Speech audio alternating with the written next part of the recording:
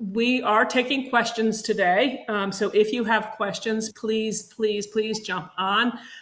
We will be doing a giveaway because Icing Images is celebrating its 26th year. It was like all of a sudden I realized when I was saying 25 that, oh no, it's 26 now.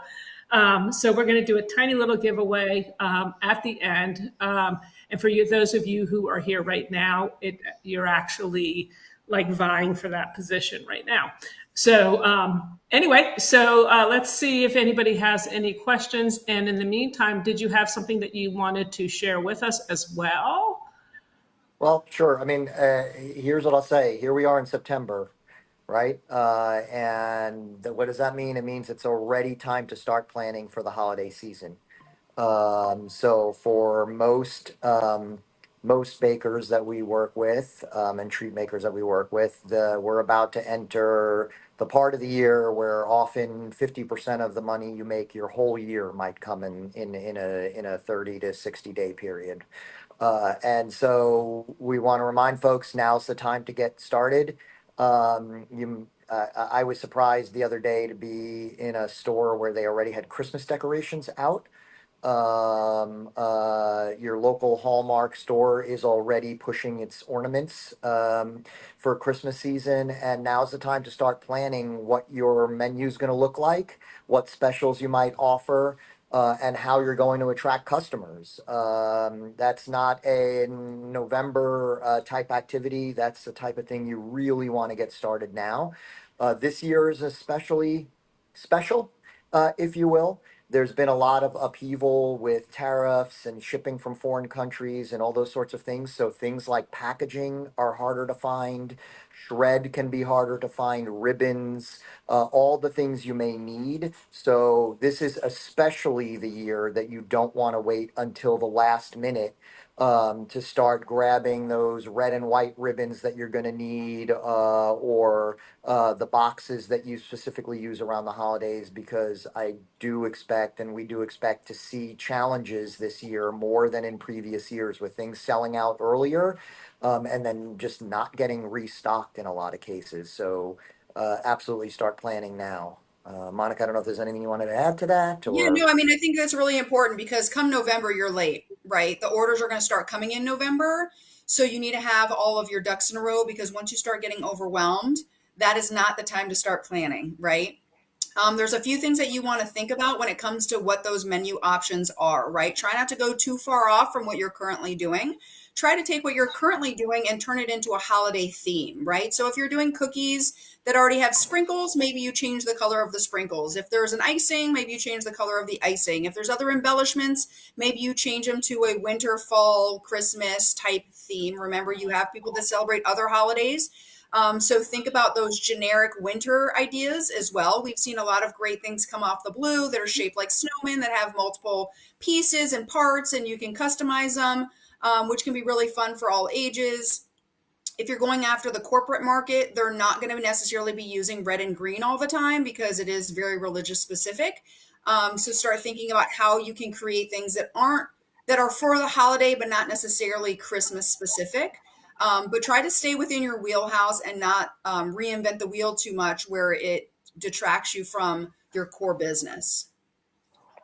Awesome. All great advice there.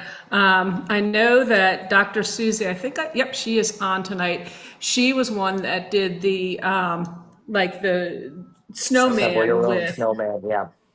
yeah, the scarf and the hats and the mittens. And that was very popular. And I'm sure she'll be glad to come on and share some of that at another live as well.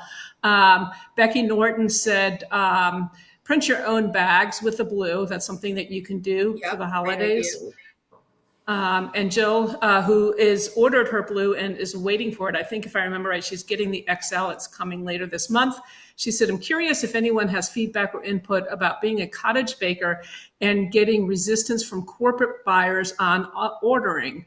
My experience was brick and mortar stores, and I had tons. I sold the business, and I expect this hurdle working and selling from home, cottage versus home kitchen. Also working from my commissary kitchen and not being able to set up the printer there. How do you get around this? Monica, do you want to start or? Yeah, so it's really about several things, and one is that a lot of it has to do with the perception of your brand. I rented a commercial kitchen, but I'm probably not much different than a cottage baker comes across, right? The things that differentiate you is your brand identity and the presence that you have online. So obviously relationships are important, but when somebody's coming to see your products to see if you can be their supplier for treats that holiday season, the pictures that are on your website, the email address that you're using, if you're using a Gmail account versus Monica at mycompanyname.com, your professional presence is going to be different, right? So those details matter. If you are basing your business off of Facebook and Instagram, it's going to be really challenging to get noticed and taken seriously by a corporation. It's just kind of the way that it is, right? You absolutely fundamentally have to have a website, and not a DIY, let me save some money website, a very professionally done website, because that is really the first impression that people are going to see, right? And your logo matters, right? If you have one of these ChatGPT logos where you have a lot of gradients, a ton of colors, it's a lot of curly cues, it's hard to read, whatever the case may be, that might take you out of the professional category, right? It's going to be a lot harder for you to get taken seriously and potentially for you to get the deal, which is unfortunate because sometimes your products may be fantastic and you just won't get the chance. And that's just the nature of the business, right? That perception of who you are online. Because if I'm, let's say, the marketing director and I decide I'm considering company ABC for our holiday treats, and I show somebody at our company your website, that's the only impression you're going to make, right? It's not, you don't always get an opportunity to provide samples and show them your work and have a conversation and sell them on it. That is the sale. And so if you haven't gotten to that point, then maybe this year isn't that year where you do that. Think about your business and maybe take a couple steps back. The one thing that I see in baking businesses all the time is people start selling before they really get the fundamentals taken care of their business. They realize they have an opportunity to sell something, they start selling it, then later they start doing the logo, then later they start doing the website, and they're ending up working backwards. So if that's where you find yourself, don't hesitate to put a pause, focus on what you can do well, get the business that you can, but make that a plan for 2026. January is usually a really slow month. That's a great opportunity to start rebuilding the business in areas you want to focus. Louis? Yeah, no, I agree. It is as much about perception as anything else. Outside of the baking world, and unfortunately sometimes inside the baking world, people don't actually know what it means to be a cottage baker. And so it often comes down to perception. Now, you're going to have limitations based on the laws in your state, right? So you're not most likely going to be able to sell to a catering company who's then reselling, so that channel's closed and certain things like that. But when it comes to direct corporate sales, if you, as Monica said, put on a professional face, have a professional email address, have a professional presence, often the corporate buyer isn't going to know. I'll give you one example of things that Monica mentioned that can hurt you. We're talking about email addresses. One of the other businesses I'm involved in is in the finance world. Many banks, for example, are specifically prohibited from doing business with anybody that uses a freely available email address like a Yahoo or a Gmail or anything like that, because those are the hallmark of scammers.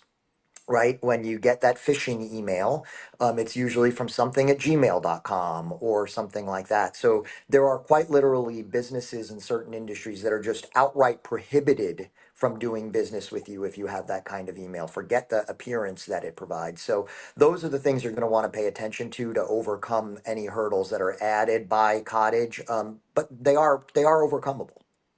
Yeah, not to mention a lot of corporations don't allow you to get on Facebook or Instagram on a on a company computer. And with everyone now, more and more people are going back to work or using company issued computers. That can definitely be a challenge as well. They won't even be able to find you or see you. Yep. Yeah. Yeah, all great advice. Great advice for sure. I appreciate that. We do have another question. Let's see. Any thoughts on what's trending in the treat business, themes or items other than custom cookies? So I am going to be a little cautious here in advising chasing trends. Okay, and there's a few reasons for that. One, everybody is chasing the latest trend, and it can be really hard to stand out. So for a little while, it was burn cakes, right? And everybody had to be doing burn cakes, but everybody was doing burn cakes, right? So it was hard to stand out. Before that, it was cocoa bombs. Again, everybody started doing them, right? So hard to follow. Now we're seeing this trend of these straw cakes where you poke a hole and put a straw and there's glitter in it. And you use the straw to blow out a candle in a cupcake that's in front of the cake and glitter goes everywhere. But again, everybody is um, chasing those trends. And there's a few things that happen when you chase a trend. One, you're getting into a very noisy space, right? So are you prepared to make the 17 videos on Instagram and on TikTok that you have to make to stand out because everybody's making those videos on the trend? Two, it can often pull you off your focus. And one of the things I always see with bakers, especially if you work alone, right? You only have so many hours in a day. Is the new trend that you're chasing actually adding new business or is it just replacing business? And what we often find ourselves doing is chasing things that we're not as good at and not as efficient at doing. So that we end up selling less chasing the new trend because now I got to learn how to make this thing that I don't know how to make, and it takes me much longer. And I feel like I'm getting sales that I wouldn't have gotten anyway. But if I was working 10 hours a day and that's what I want to work, and I know 10 hours sounds probably like very little to a lot of you on the phone, but whatever number of hours it is, if all I'm doing is replacing other work, that's that not it's not incremental. And if I'm not as good at it, it can be really thing. The other thing is often trends are built around things that are kind of fine lines, right? Everybody wants to do something with Labubus now. Well, but Labubus are a copyrighted image. It's like doing Disney cakes or doing whatever, right? Where you don't have the rights to use an image and you're sort of doing a facsimile of it, which often isn't great, and people get cease and desist letters and all that sort of stuff. So do be careful with chasing trends, I would say. Monica? Yeah, I think during the holiday season, that's not the time to be focusing on trends so much because you really need to be focusing on repetition of the same item, right? So we don't want to be doing 10 different cakes. We want to be doing 10 of the same cake. I'm offering these 4 cakes for the holiday season. Here are your small modifications. And I want to be cranking out the same cake 10 times, the same cookie 500 times, not 500 different cookies, right? So trends are great when business is slow. You have time to be a little creative. You have time to work on more new menu development and try new things and practice new techniques and everything like that. But, Lewis brings up a lot of great points. I just don't feel like the holiday season is really the time for that.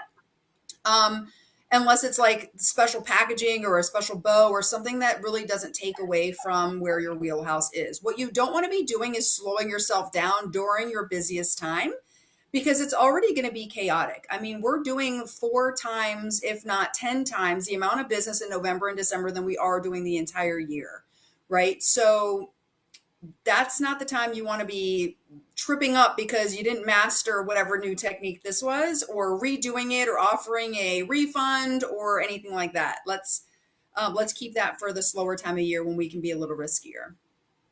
Yeah. And I want to add something on, and I'd love your feedback on it, because I've watched a lot of businesses and I've seen people go crazy during the holidays. I remember the bomb trend, and that was crazy. But something you kind of hit on a little bit was doing the same cake with small modifications. And so if you offer, a cookie set, for example, that is a snowman with the hats and all that, those is different cookies. And you don't want to do 1,000 variations with 1,000 different flavors and these different accessories. You kind of want to keep it to, we're offering these 3 types of cookies, three type of cakes, the difference being flavor, maybe a color, but don't expand and offer too many things because that's going to kill you on time. Yeah, it's not only going to kill you on time, it's going to kill you on error rate. It's going to kill you on time, not just in production, but order taking. I know we can all, remember a customer where, it's, I want a cake. Okay, what flavor? Vanilla. Well, is that the icing or the cake or for both? Or, and the next thing you know, you've gone back and forth 38 times. And the more varieties you add, that 38 becomes 58 and 108. And then you deliver it to them and they say, oh, I meant edible glitter, not sprinkles, right? Like you missed something because there's so much complexity to it.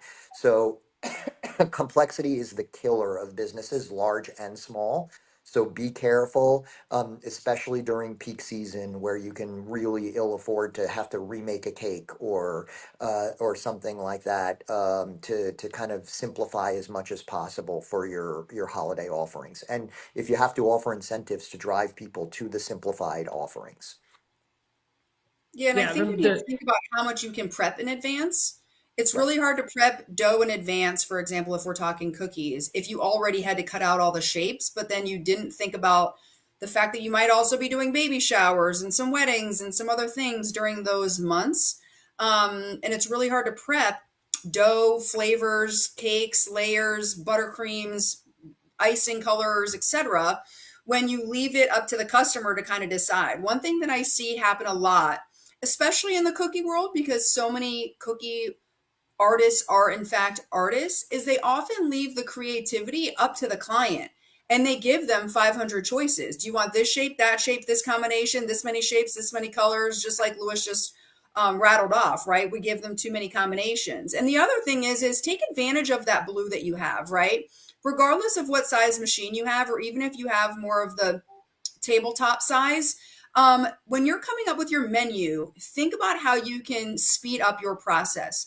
The more you can print, the easier it is, even if you just go over it with icing to trace it, as opposed to you doing everything freehand or with a stencil and that sort of thing. If you can print most of the design, add some embellishments with your own icing or pre-made decals and things like that, that's going to save you a lot of time. Those are things that you can prep in advance. So start thinking more creatively of how you can use that tool to save you some time, but also to create really beautiful pieces of work. And the same can hold true if you have an edible paper printer. Just you can print several things at a time to prep yourself to be ready. Moving on to the next question from Catherine Donner, could you please give some examples of professional platform website versus a DIY platform? Sure. So platforms is a piece of the equation, right? So it's hard when you don't control your website. So things like My Custom Bakes, or Bakesy or those types of platforms are difficult from a couple of reasons. One, you're lost in the noise of a lot of your competitors. Two, it's not your platform, right? It's not susiescookies.com. It's My Custom Bakes / Susie's Cookies if you're lucky. Three, we see all kinds of weird things happen with those platforms, right? Cast iron got sold, and all of a sudden, a lot of the features changed. We had people reporting that their invoices were going out with ads for competitors on their invoices that they were sending. Like weird things happen on those types of platforms. Um, so part of the equation is platform, right? You want something where at very least you can upgrade to a paid version and have it be susiescookies.com where it's your domain. But the second piece is the design, right? It is very simple today to go out and pick a template and throw some of your pictures in it and have a website. The problem is you are the 100th person today that's picked that template and thrown some pictures in it. And it starts feeling like everything else. Now, no disrespect to Canva created logos, but I think we've all seen that Canva whisk with a different name around it, 1,000 times, right?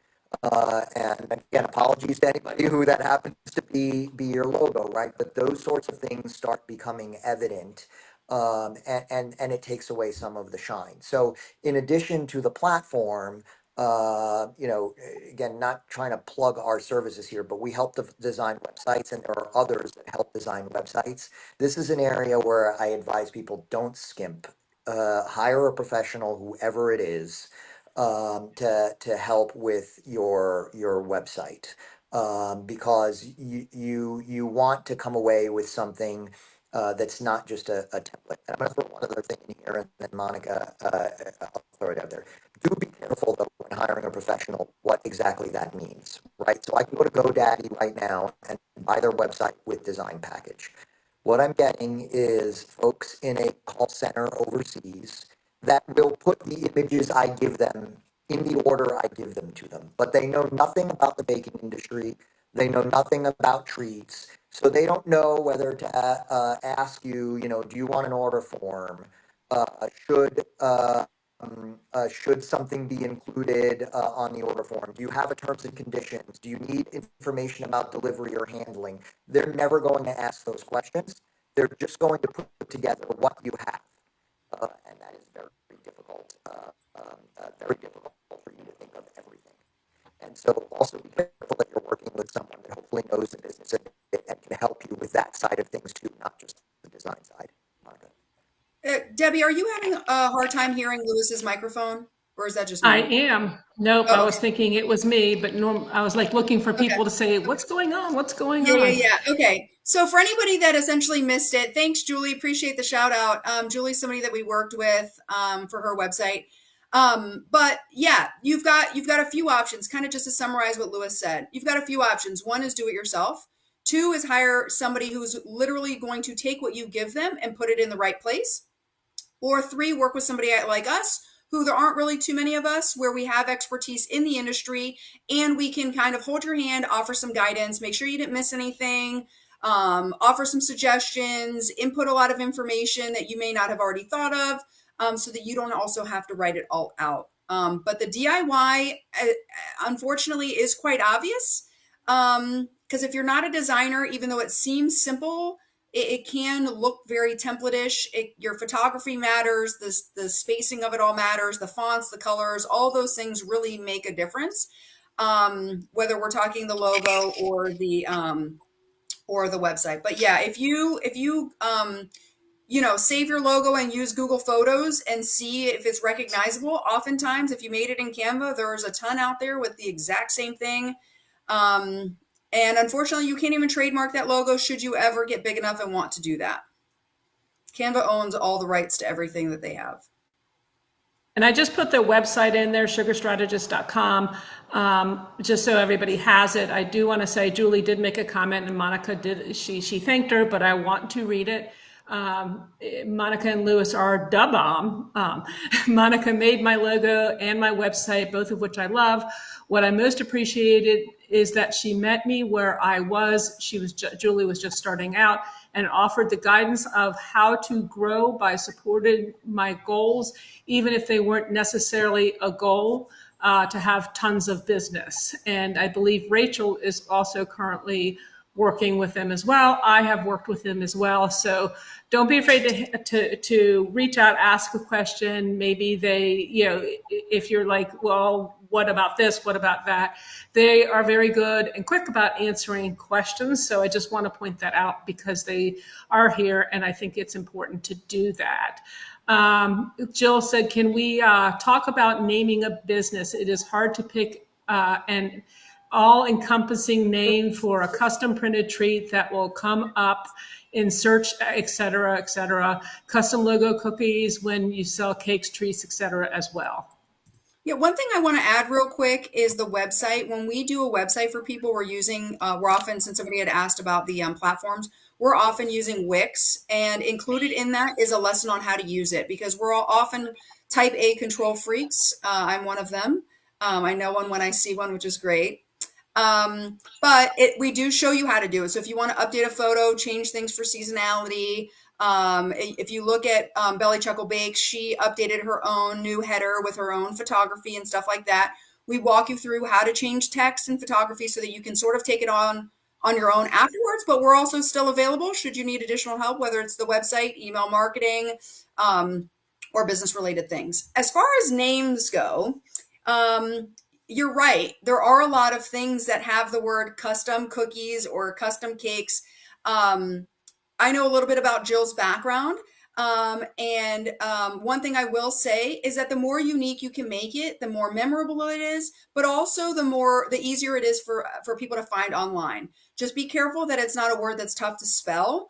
And I would certainly stay away from something with your name in it. There's a handful of businesses that have successfully grown to a substantial size that have their name in the product, like Melissa's Cupcakes or something like that.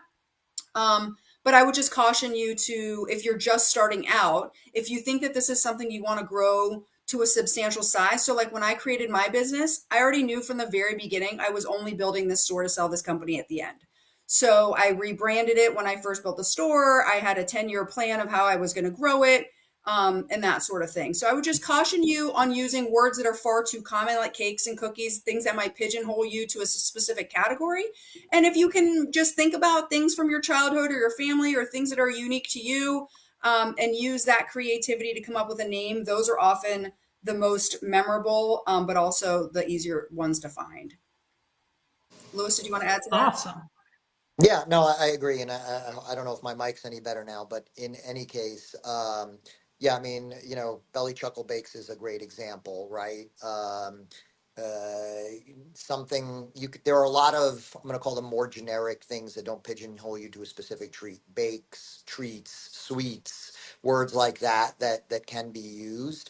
And don't feel like it has to be like your name has to be a dessert. It doesn't need to be caramel treats, right? Like Belly Chuckle is great, right? It's memorable. It's easy to spell. Hummingbird or bumblebee or things like that, which aren't directly related to a treats business but are memorable and easy. Are all great. I'll add to Monica's thing is alternative spellings are death when it comes to searches and being found.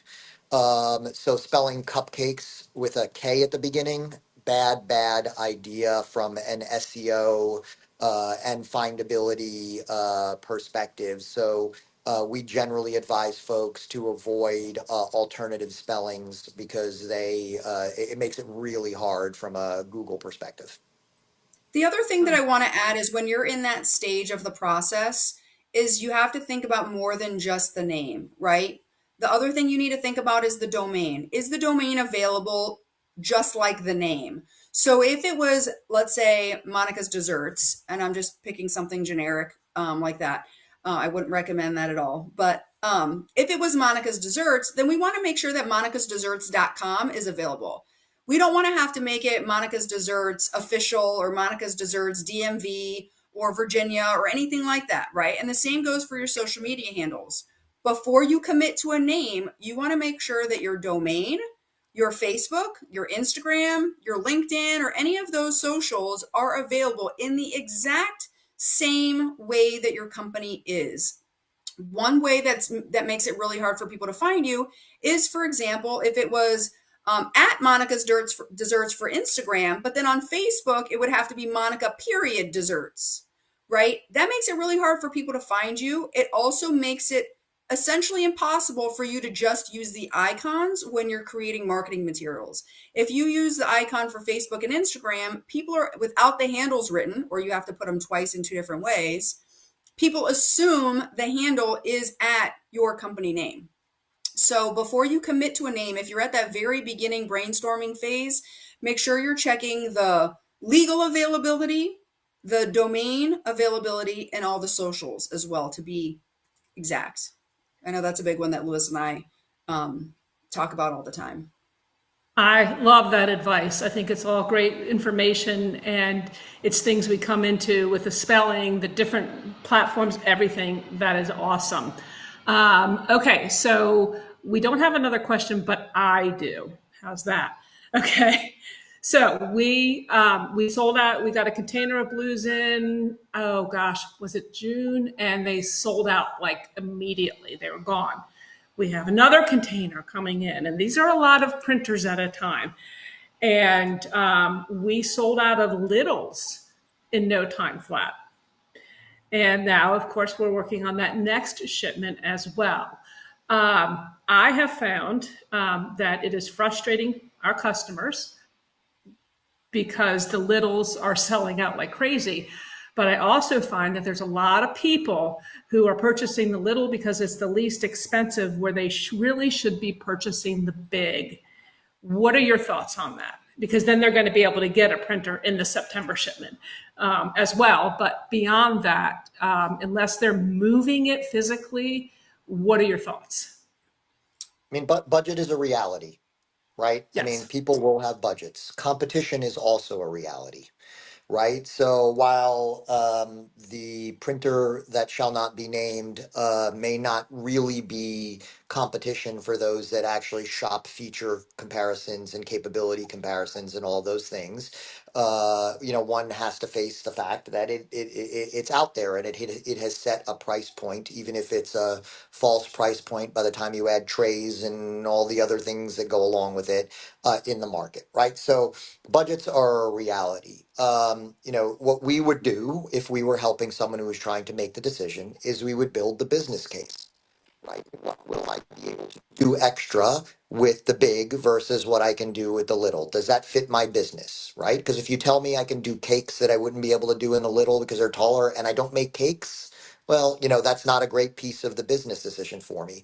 If you tell me I can do 50% more cookies in the same amount of time, well, then that might be right. So we if we were working with someone, we would get to know the business, we would understand what they're doing, and we would make a business case, and either the business case makes sense or it doesn't. And part of the equation may be timing, right? Okay, if I get this in September, that will allow me to do this much more business during the Christmas holiday, and it will easily pay for itself versus me missing the Christmas holiday with an edible ink printer, or versus what I can do with the competition, or whatever the case may be.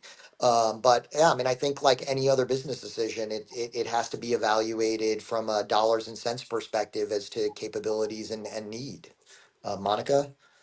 Yeah, so I ran into a similar situation in my business with two things. The first one was and this is where you need to invest in your business. You got to spend money to make money. This isn't well, I saved $10, right? It might mean that you're taking money from your full-time job, part-time job, savings. Maybe you get a side gig simply to fund this goal, right? You have to set some financial goals. And if you set some financial goals, you can set some volume goals, right? So my first one was my website. I spent a lot of money. This is now in 2008, so many years ago. I spent almost 4 grand on this website, but it did everything that saved me a lot of time, right? Time, when you're a one-man show, is the most valuable thing that you have.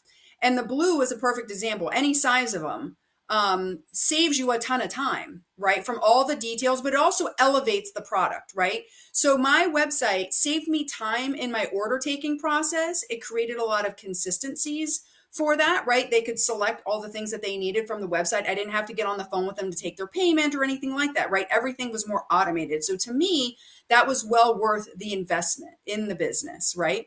But the second thing is once I was pumping out Oreos, I was doing about 1,600 Oreos for a client a month. And they all had hand decorated logos on them, right? Not printed in edible ink. These were cocoa butter, but still.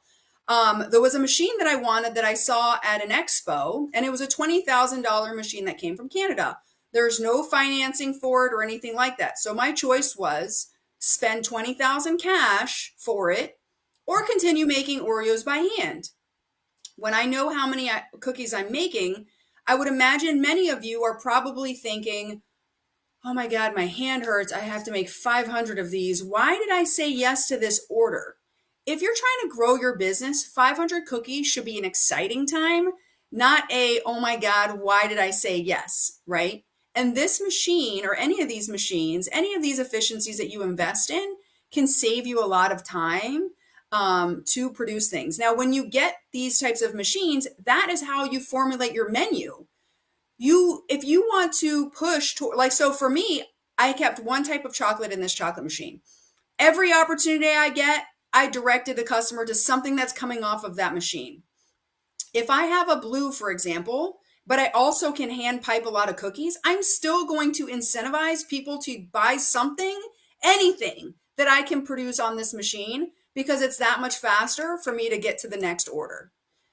So yeah, I think investing in your business is important. Understanding how quickly you can pay it off is important. How it can change, elevate your brand is also important, but it's also not for everyone. Some people want to be hobbyist, which is great, and they want to be creative and they want to have fun, which is perfect for a little blue. But then there are people that really want to grow and really want to pump out some volume, in which case you're going to always have to invest into something more unless it's an employee or something. Right. So, And that's often the trade-off with this type of automation, right?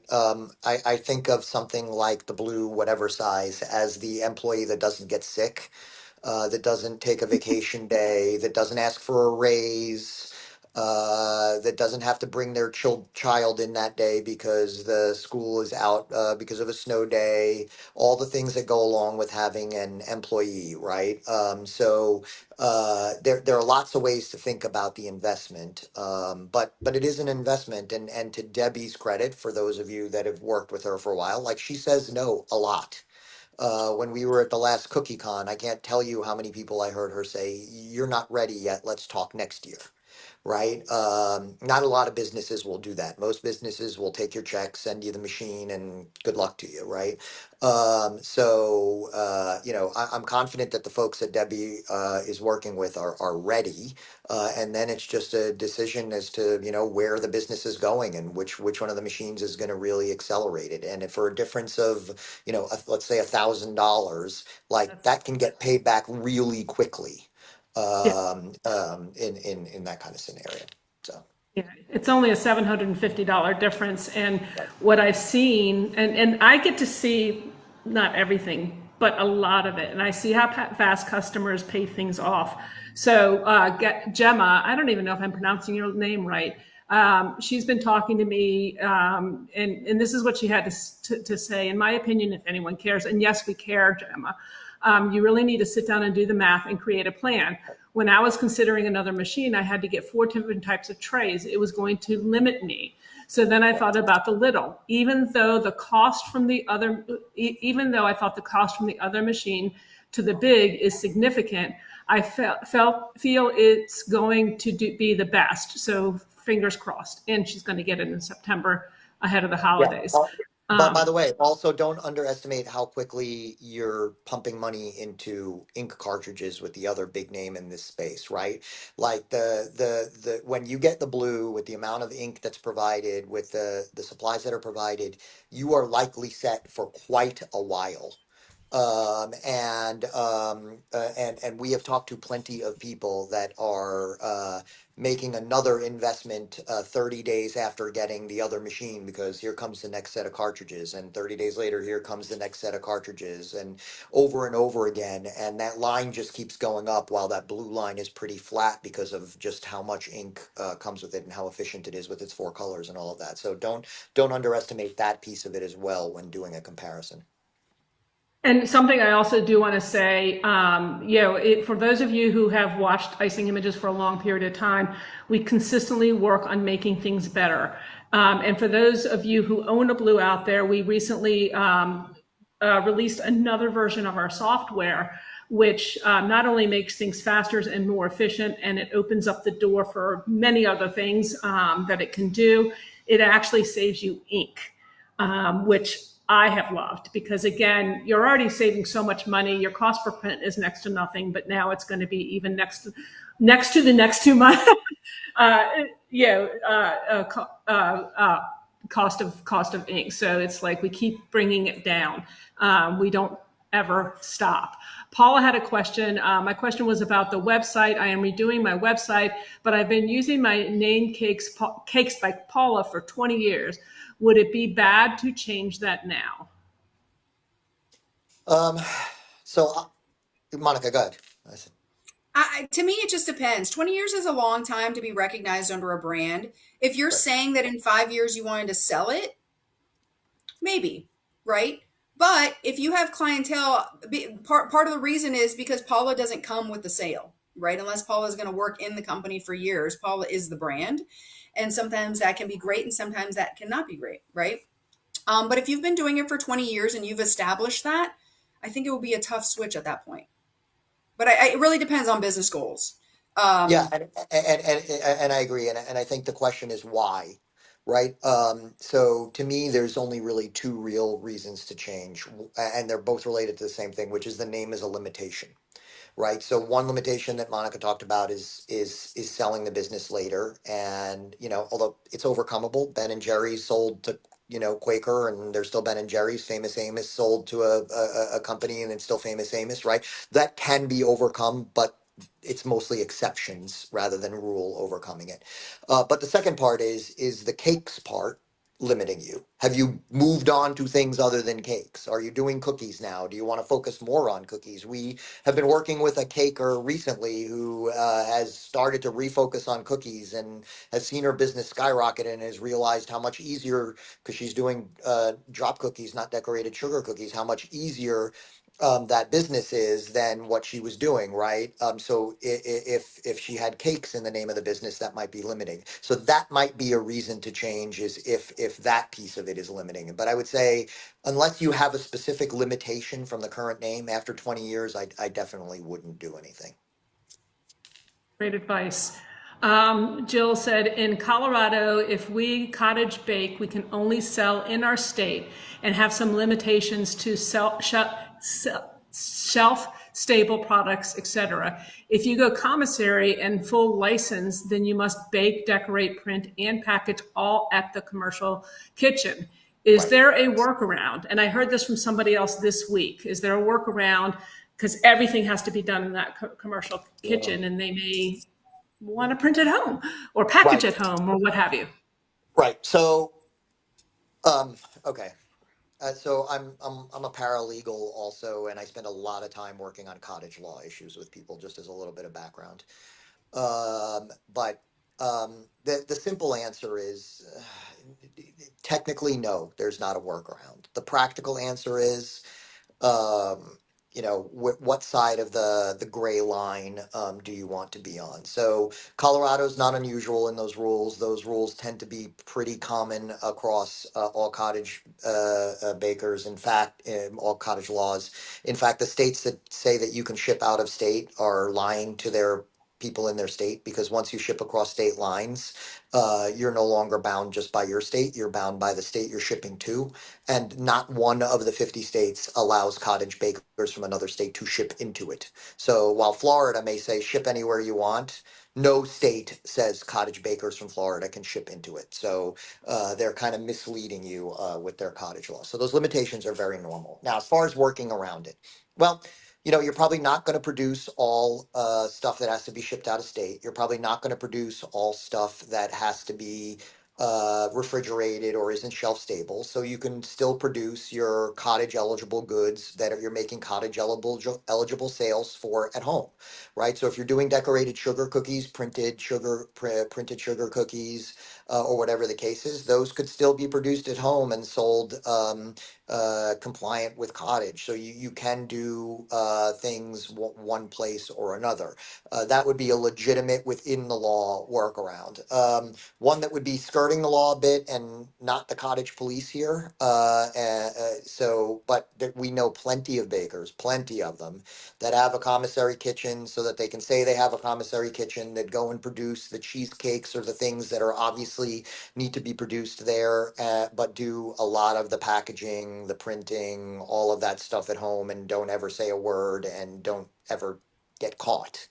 Right. So not advising anybody break the law, but there isn't sort of a true like legal loophole other than just to produce the cottage items at home and still adhere to sort of cottage on those particular items. Monica, I don't know if you had any other thoughts. Yeah, I mean, without looking into Colorado law, it's a little bit tough for me to add input, but there is a difference between where your address is on the labeling and what information needs to be on the labeling in many states. And for me personally, being a cottage baker, I would be really uncomfortable putting my home address, since you can't put a P.O. box or anything like that. That to me is a safety issue all around, right? I think that's something that should be changed legally in general, because I just don't think that it's safe.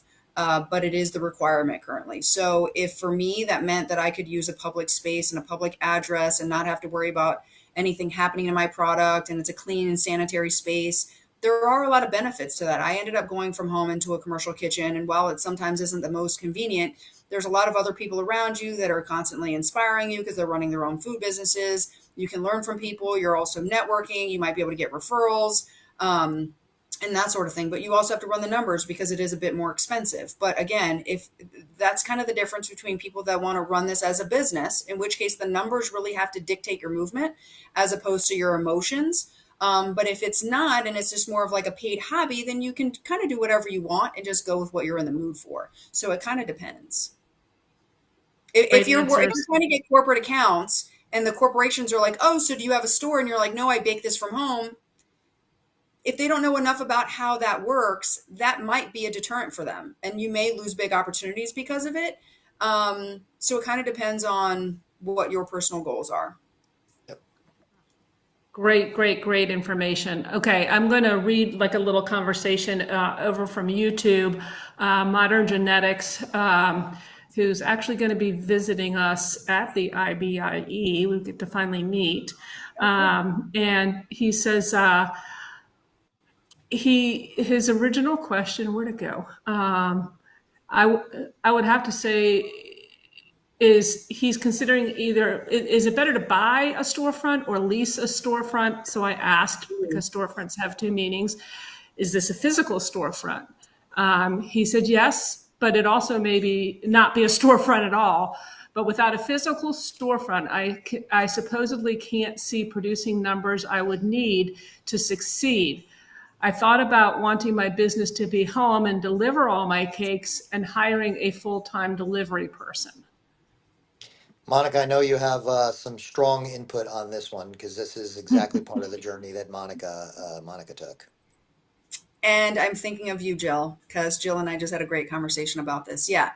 Lots to consider here. The numbers are really going to dictate kind of where you start. Not everyone can just jump into a storefront. With my background, I had already been making six figures as a business before wanting to open up a storefront. When I first started my search, I was looking at retail. Retail, location comes at a more expensive price. For what I was trying to do, which sounds a little bit similar, was produce volume. In which case I realized the amount of space that I needed to put into retail would have been covered by a lot of shipping boxes, trays, and laying things out and not really used in a manner that would justify the cost of retail. There's a lot of people I know that go into retail but compromise their efficiencies because of the smaller amount of space they have, because they have a limited amount of money they can spend a month and how much they can make and that sort of thing, right? That's a natural concern, right? You have to budget this out. You have to have a marketing plan. You have to have a business plan. You also need to be able to get money. One thing that I realized is no matter how successful your business is, so mine was strictly online, and I was going to build a space. I considered buying a building. I considered finding space that already was a kitchen, perhaps an old restaurant or old ice cream store or whatever the case may be. I ended up finding a space that didn't have anything. It didn't have electrical, plumbing, water, nothing, right? So I ended up investing high six figures to build it all out and basically build my dream store, but it comes at a cost, right? It was considered manufacturing space, but I was still street facing. So I made it look retail, but it was zoned for manufacturing. And so my rent was priced a little bit more affordably, right? I had 3,200 square feet there. One thing I found out, because originally I had the business by myself, is it's really hard to borrow money without having partners or other investors or other people to spread the liability on or the risk, right? So I had great credit, I had assets, I had a good business and everything, but the storefront was going to change the business dynamic. So a bank didn't see that as a safe bet, right? They saw it as a very risky thing, in which case then I had to bring on 3 partners. And now more people are responsible for the success of this thing, or the pressure increases on me to make sure this is successful so that everyone can get their money back. So that's a conversation that we could dive into over a couple hours, probably, pros, cons, and all that. But I'll pass it to Lewis because he has a different perspective because his background is on the financial side. So he can obviously offer some different perspective. Yeah, so I'm always careful with the term storefront because I think we automatically think retail, right? And that is very different than a production facility, as Monica just put it, right? Often, if you're going to an actual retail space, they require that you're open certain, so many days a week for at least so many hours. You can't decide to close down for a week and go on vacation. It would literally violate the terms of your lease. There are many retail leases that then demand a portion of the profits from the business as well, not just a monthly rent, but actually not even profits. It's usually of gross revenue, right? So the retail side comes with a lot of baggage, and then staffing, because if you're producing, you're not going to be at the counter, right? And well, if you're selling cookies, should you also sell coffee? Well, now do I have to have a coffee machine, and what's the cleaning procedure for that? And now the health department's involved, not just on the production side, but now the health department's involved. Do I have enough bathroom capacity? And is it wheelchair accessible? And do I need a water fountain? And do I have a 3 compartment sink? And do I have a hand washing station close enough to the front? And what point of sale system am I going to use for the retail portion? And my refrigerated cases, are they fogging because the sun comes in the front window and now the customers can't see the product that's in the case? And oh my God, the chairs I put in, the sun just faded the back of them. Now they look terrible because, right? So the retail side comes So with true. so Yep. many pounds of baggage that you really need to sit down and look that you're ready for carrying that cost and that burden. Um, if you know somebody that owns a restaurant or owns a retail store, think about the last time they were able to make the impromptu holiday party or a random Saturday afternoon that they had to cancel because the person that was supposed to work the shift called in sick. It is a very different thing to think about. So yeah, Yeah. probably enough scaring people there. Here, I'll tell one last story. I was at a get together of bakers, and two of them, one of them being Monica, were having a conversation about their stores and having a conversation with a baker that was thinking about opening a retail location. The other baker was incredibly successful. I think had 3 locations or 4 locations. I can't remember. And the baker that was thinking about it said, would you ever do this again? And without 1 second in between the times the word came out of her mouth, both of them said, no way, right? So, both very successful. Monica successfully sold her business. The other woman successfully sold her multiple location business. And both of them said they wouldn't do it again, knowing what they know now. So definitely something to think about. Yeah. Yeah, and And she I, ended up opening the store. that, Both you both what? Say people that? that we've told that to have actually opened up their store. One's opening up this fall. One Yep. just opened a month ago. Yeah, all I can do is share my personal experience. The thing is that everyone oftentimes, especially just entrepreneurial, strong-minded, driven individuals, they just want to, like myself, right? I would have had to see some really heavy info, like some real detailed information for you to tell me otherwise. Because that was the only way that I could grow my business was to have my own space. Now, I didn't know what I didn't know, which is the hard part. And I didn't have a mentor, which is why Sugar Strategists even exists to this day, is so that we can help people that were me, right? Interestingly enough, Jill, who's chiming in on the chat, she and I were just chatting about this the other day. She's messaging in the chat now about PTSD and sweating and the thought of it. Just like Lewis had said, that list isn't even all of it, right? And then the day-to-day management, the management of the people, the customers, worrying about a review, refunds, meeting expectations. But it is really tough to have a work-life balance in that type of situation. Oh, Debbie knows Monica, nothing about work-life balance, but Monica, the garbage people didn't come this morning. Now you got a big pile of garbage that didn't get picked up. What are you going to do with your garbage? Right? right, it's Like like Yeah. you're so, constantly putting out fires. It's a lot. yeah. It's a lot to manage, Yeah. and unfortunately, because of all those things, it takes you away from the reason and the passion of what motivated you to do that in the first place. And so that's why sometimes having your own space is great. Serving the public and the type of space in which you get is different. So if you can get a space where it doesn't necessarily serve the public directly, like I ended up closing my stores after COVID and nobody ever walked in ever again. But I had built a strong foundation for my business. A lot of it was coming in online. I was shipping across the country and I didn't need to worry about it. But because of the type of space that I had, I wasn't obligated to serve the public at any point in time. So I could close for a weekend, a week, or whatever the case may be.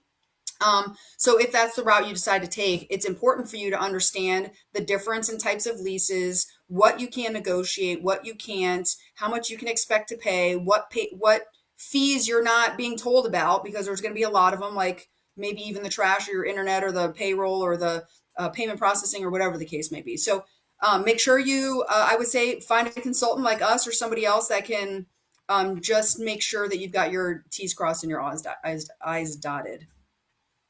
Yeah, and when I hear that, I always say, all right, so let me ask you this. What is your favorite thing to do right now? And they'll say decorate. Okay. When you open a retail storefront, you are no longer a decorator, you are a business person. And many people have heard me say, I am not a decorator, I am a business person, because I wanted to, well, actually, it didn't start that way, but I wanted to open a business. That's a different story. And I'm a business person. I love serving you for many different things, and I can go on and on about it. But you have to consider at that point, when you open up to the retail world, you are now a business person, and decorating is just something you do, or you have to hire out because you do not have time to do it anymore. So I just kind of wanted to throw that in there as well. And then we're going to take the last question because we're behind and she asked it already. And when we do have, I'm doing a giveaway, but we already know who won. Sue wants to know, can I sell items to a nonprofit like a school for them to resell as a fundraiser? Is that still considered wholesale? I.e., I would need a wholesale license, commercial kitchen, etc. Trying to figure out ways to help local schools, teams, etc., and get exposure for me with a cottage license. Well, That's a big the answer is going to depend on what state we're talking about. Many states have nonprofit exceptions that allow nonprofits to do things that for-profits can't. Not every state does. I don't know all the state laws off the top of my head.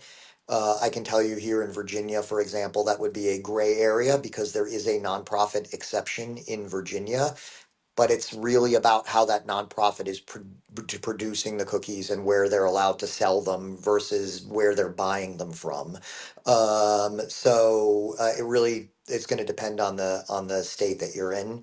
Um, One piece of advice would be, depending on what state you're in, whether it's your Department of Agriculture or Department of Health or Restaurant Department, whatever that may regulate cottage bakers as it is, give them a call and ask the question and then ask for the answer in writing. Because what we have found in many states is if you call three times and get three different people on the phone, you'll get three different answers. And if something happens and you get pointed at later about it, you don't. It's not okay to say, but Bob told me on the phone. That doesn't fly. But if you have it in writing, that goes a lot longer of a way. So ask your local health department or appropriate agency, and then ask for it in writing would be my advice. Yeah, very, very great information. Sue, you're going to check it out in Massachusetts. I do want to say that for those of you who did join us late, you can re-watch this on Facebook, and after a month they kick it off of Facebook. But we always have them up on our YouTube page at Icing Images, which follows the advice they gave in the beginning of making sure you select a name that not only has your URL, but all your social media keys as well. So you'll find that information there. And Crystal, I believe we covered your question that you just threw up there, that people generally trust a shop owner over a cottage baker. How do you overcome that? And they went into great detail there. So definitely come back and answer that. And I'm sure that if you have questions that you have that are deeper questions and you reach out to the strategist, sugarstrategist.com. They're awesome. They really are. And their response is great. And you can see they come from different perspectives. And they're great. That's all I can say is they're great. That's why I love having them on. And they will be joining us at IBIE, where Modern Genetics, you will be coming to our booth and you can meet them. So, sorry, I had to get all that out. So before we do the giveaway, did you have any famous last words, Monica and Lewis? No, I think it's great that people are showing up and asking business questions. The Mhm. questions that we got today are pretty common. So I think it's great that people are being vulnerable and, we're not going to all know everything, right? So I think the key Right. thing to your growth and success is to be able to acknowledge what you're great at, but also where you might be able to get some guidance and some help. And don't hesitate to continue investing in that, whether it's learning new techniques, whether it's going to classes, whether it's taking a business class, whether it's contacting us. Continue investing in yourself, your growth, the growth of your business, and continue not being afraid to ask questions. Questions. That's the only way you're really going to learn. And the clients that we see do the best are the ones that can admit where they're struggling and ask for help. So thanks for showing up And and that's so asking your important. questions. I want to add one thing. Don't forget to enjoy it, right? We're all at some point in our journey, right? And there are going to be bad days, there are going to be good days, but don't forget to enjoy it. Most of us get into this type of work because we love the baking, we love the decorating, we love some aspect of it. And as he grows the business, you get further and further away from that, and you can lose that joy. But so try to take those steps back occasionally and remember why you're doing what you're doing, why you got into it, what it is that you love about it, because otherwise it's a real quick way to burn out and to failure, not because the business couldn't do it, but because you couldn't anymore. So don't forget to take that step back and enjoy it. And I think Yeah, definitely.